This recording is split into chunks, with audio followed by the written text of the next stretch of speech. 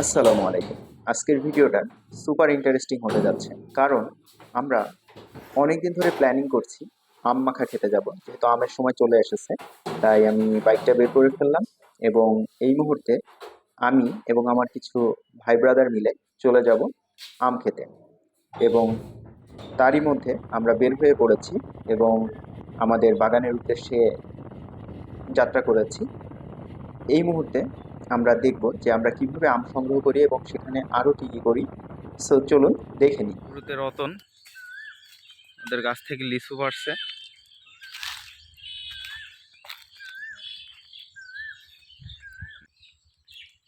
এই লিচুটা নিচ্ছি আমার জন্য। তো দেখি যে বছরের প্রথম লিচু কেমন লাগে।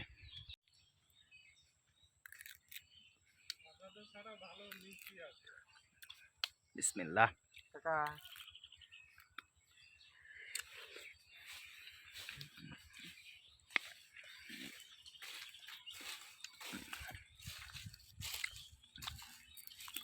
একটু টক টক ভাব।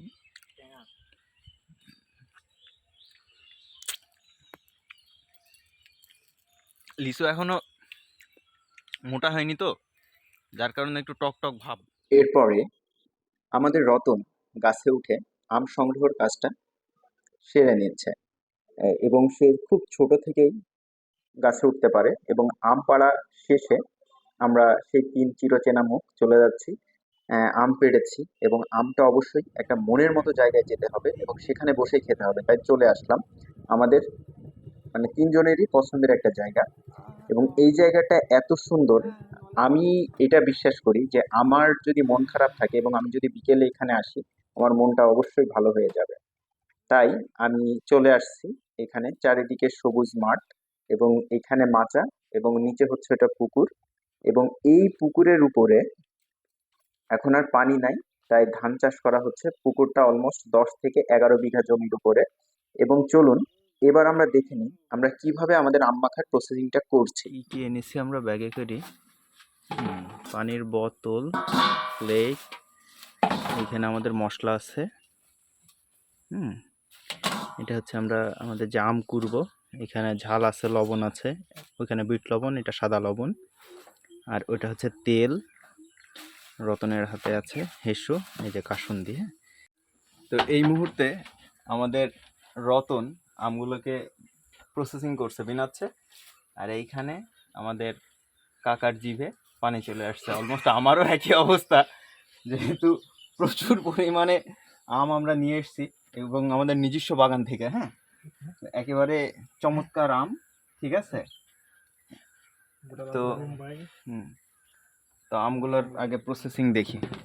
এরপর আমগুলোকে সুন্দর করে বিনিয়ে আমরা আমগুলো এবার পানি দিয়ে সুন্দর করে ধুয়ে নিব। তো আমরা যেহেতু পানির বোতল এনেছি এবং পাশেই টিউবওয়েল আছে, তো ওখান থেকে পানি নিয়ে আসার পরে আমরা আমগুলোতে পানি ঢেলে সুন্দর করে আমগুলো ধুয়ে নিচ্ছি। এবং এরপর আমগুলোকে আমরা কুড়ে নিব এবং কোড়া শেষে এইবার আমগুলোকে আমরা কিভাবে মাখাই চলুন এটা দেখি। আপাতত এটুকুই থাক।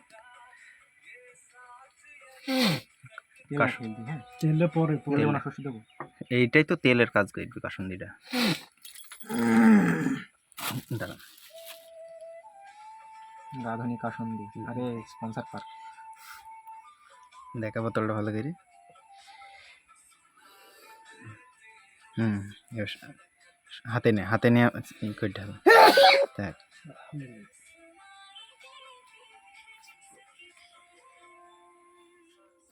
এই পর্যায়ে আম মাখা রেডি হয়ে গিয়েছে। তো চলুন এটাকে এবার একটু উপভোগ করা যায়। দারুণ স্বাদ কাকা, চমৎকার লাগছে আমার সাথে। আমি শিওর আমাদের খাওয়া দেখে আপনাদের অনেকেরই জিভে পানি চলে আসছে। তো কিছু করার নেই, আপনারা দেখতে থাকুন আর উপভোগ করতে থাকুন। এই বিরোধ দেখো, তোমাকে ফেলি থেকে খেয়ে নিলাম। সব শেষ। বদুয়া দিও না জানো সেলিম, তুইও যদি দেখিস কি করিস নি। আটিগুলো নামি দে বুঝি।